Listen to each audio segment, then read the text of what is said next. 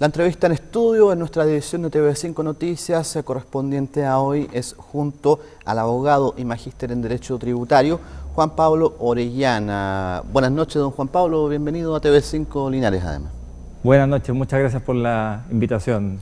Bueno, efectivamente usted ha estado durante las últimas horas presente en Linares tratando esta materia y seguramente profundizando sobre lo que es la reforma tributaria, que en concreto, para situar un poco la conversación, pretende en definitiva obtener 8.200 millones de dólares, dentro de otras cosas para financiar, se indica, la reforma educacional. Ha generado un debate que va creciendo paulatinamente en los sectores productivos, sociales, sobre todo por lo que es en definitiva si va a afectar o no a la pequeña y mediana empresa. Se ha indicado un motor de desarrollo de la economía chilena y en definitiva si las grandes empresas van a tributar efectivamente en mayor medida de acuerdo a sus utilidades para poder hacer posible la educación gratuita universitaria para todos los jóvenes en Chile. Una materia bastante controversial, don Juan Pablo, y que en definitiva tiene una serie de miradas. ¿Cuál es la que plantea usted, por lo menos, respecto de la reforma tributaria? Bueno, mi mirada es básicamente una mirada técnica respecto de los efectos tributarios de la reforma y básicamente los efectos que tiene en esta zona, es decir, en la zona del Maule. Y básicamente la idea es tratar de entender un poco de qué se trata esta reforma tributaria. Nuestro sistema tributario ha estado vigente más o menos desde el año 1984 y desde esa fecha ha tenido algunas modificaciones, pero yo te diría que esta es la modificación más importante que se ha introducido y la más grave, por así decirlo, porque en definitiva sustituye y reemplaza el sistema actual. Y si bien se sigue basando bajo un régimen en el cual tributan las personas, este régimen que si bien tributan las personas hoy día va a significar un aumento de la carga de los impuestos no solamente para las personas de mayores recursos, sino que para todas las personas en general. Esto no afecta a algunos grupos económicos que uno podría señalar como que tienen mayores ingresos. Esto afecta a la sociedad en general, es transversal. ¿Y por qué le digo eso? Porque en definitiva, en el caso, por ejemplo, de la renta presunta, que muchos comerciantes, agricultores y transportistas de esta zona la ocupan, ese sistema va a dejar de funcionar. Y al dejar de funcionar, obviamente, va a significar una serie de efectos negativos en el sentido de que su sistema de funcionamiento va a significar conseguirse un nuevo contador, si es que lo puede hacer, porque hoy día la contabilidad de la renta presunta es bastante simplificada, y además va a tener que comenzar con un sistema al cual no está acostumbrado. Y pensando en que en definitiva el contribuyente sigue siendo un contribuyente que tiene un movimiento relativamente simple, se le va a tener esta carga de llevar esta contabilidad completa, lo que va a significar más costos. Y además va a tener que pagar más impuestos, eso es evidente, y basta poner un par de ejemplos para darse cuenta que una empresa que factura, no sé, un poco más allá de lo que la ley establece como supuestamente como una empresa, una pequeña y mediana empresa, si factura más de 60 millones de pesos, en definitiva la carga tributaria le va a aumentar.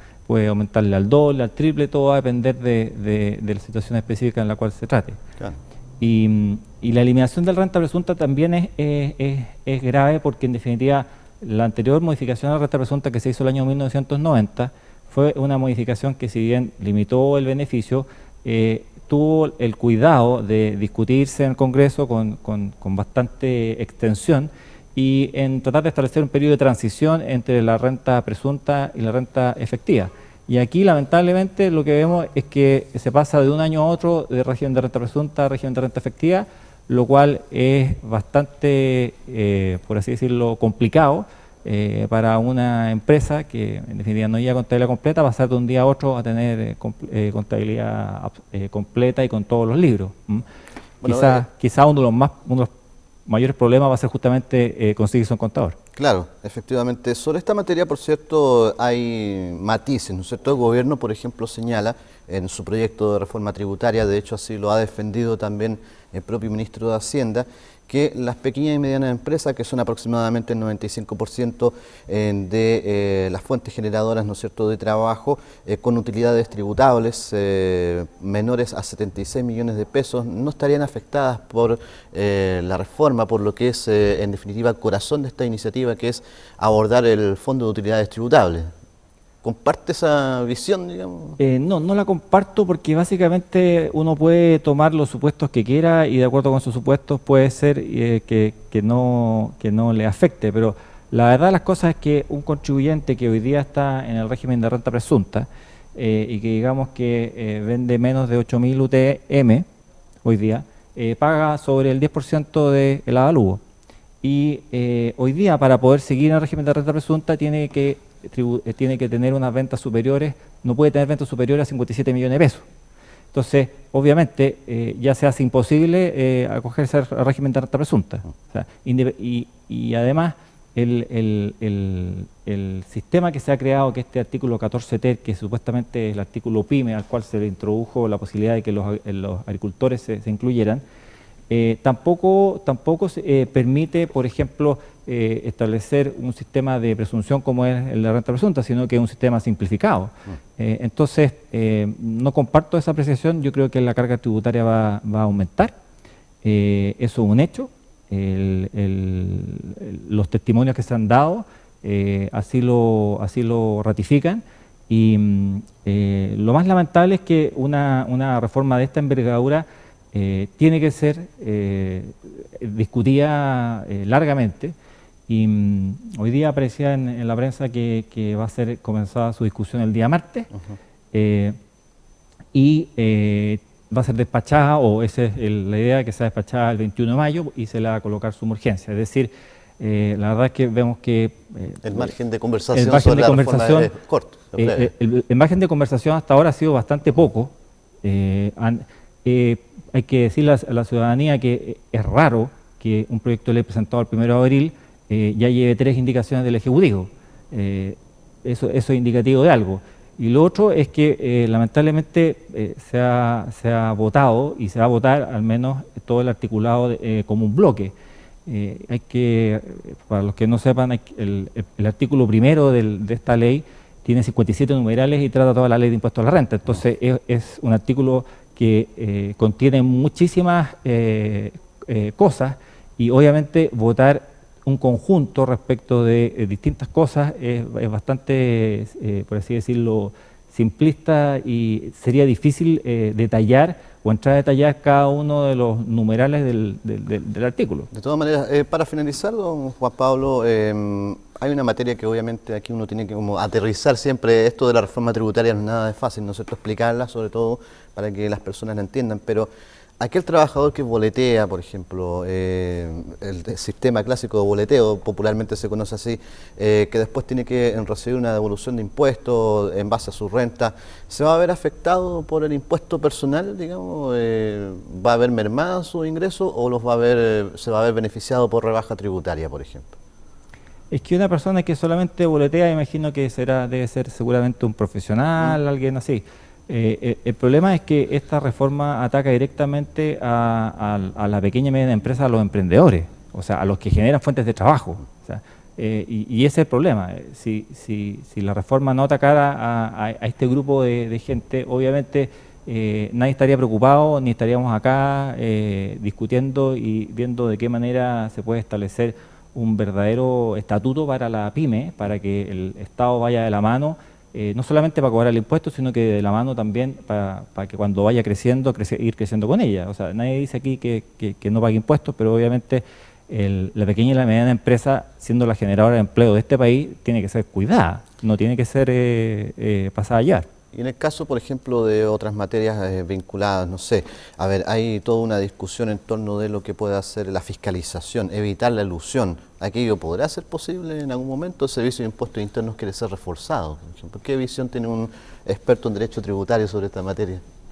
Yo creo que siempre es bueno que la autoridad tributaria tenga las capacidades para fiscalizar, siempre es bueno que tenga las facultades para revisar, pero creo que esas facultades no pueden ser facultades ilimitadas. Y y encuentro un poco peligroso que se introduzcan sistemas que vienen de afuera a Chile, donde nosotros no tenemos experiencia y donde en definitiva quien va a hacer cumplir esta norma va a ser una persona que quizás por falta de experiencia o porque el apremio en recaudar va a generar mayores contingencias a los contribuyentes. Entonces, yo no tengo ningún problema en que existan más atribuciones, pero esas atribuciones siempre tienen que ser llevadas por personas que tengan las capacidades y puedan realizarlo de buena manera.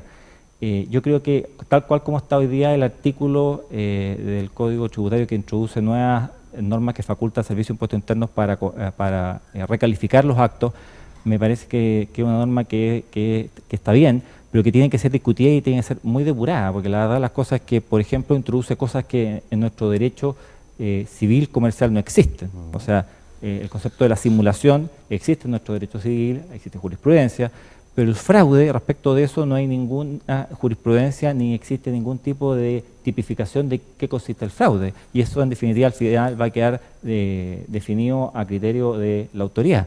Entonces eso es bastante complicado. Toda reforma tributaria y en específico la que ahora se discute, por lo menos en Chile, va a haber un impacto en el producto final o en el beneficiario del producto final que es el consumidor. Seguramente, seguramente. Por ejemplo, en el caso del alza del impuesto de timbre estampilla, no cabe ninguna duda que va a haber un alza en el costo de los créditos. O sea, el impuesto de timbre estampilla es un impuesto que si bien es un impuesto de declaración, su costo se le traslada al cliente. O sea, no lo va a terminar pagando el banco, sino que lo va a terminar pagando el consumidor. Si es que tiene acceso al crédito, claro, además. Crédito hipotecario y de consumo, ¿no? Exactamente. Sí. Así que en ese caso claramente va a haber un efecto.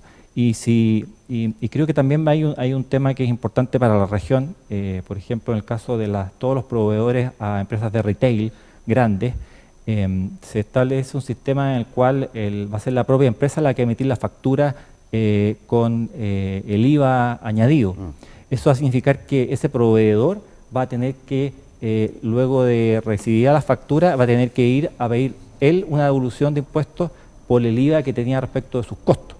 Eso va a significar que el sistema que tenía antes, que en definitiva imputaba su IVA de crédito fiscal en contra de su débito, ahora va a tener que, en vez de imputarlo, va a tener que ir a pedirlo de vuelta al Servicio de Impuestos Internos, lo que puede hacer que en definitiva lo que él ocupaba como día a día, factorizándolo o utilizándolo de alguna manera, va a tener que ir al Servicio de Impuestos Internos, gastar tiempo y va a significar un flujo de caja importante. Recordemos que en este país las empresas quebran no por falta de patrimonio, sino por falta de flujo de caja. Entonces, eso puede complicar aún más la reforma, para tenerlo presente, porque la verdad esta es una norma que, si bien está bien intencionada en el sentido de que todas las empresas de retail que pagan a más de 90, 120 días paguen efectivamente el IVA, ese hecho no significa que se esté beneficiando al proveedor. Al contrario, me parece a mí que en este caso se la está perjudicando. Juan Pablo Orellana, abogado y magíster en Derecho Tributario, acá en los estudios de Canal 5. Muchas gracias, don Juan Pablo, y bueno, no será la única oportunidad, seguramente que lo tendremos acá en Linares, ojalá. Muchas gracias por la invitación. Y a ustedes les invitamos a nuestra pausa en esta edición de TV5 Noticias y de regreso mayores informaciones. Esperen.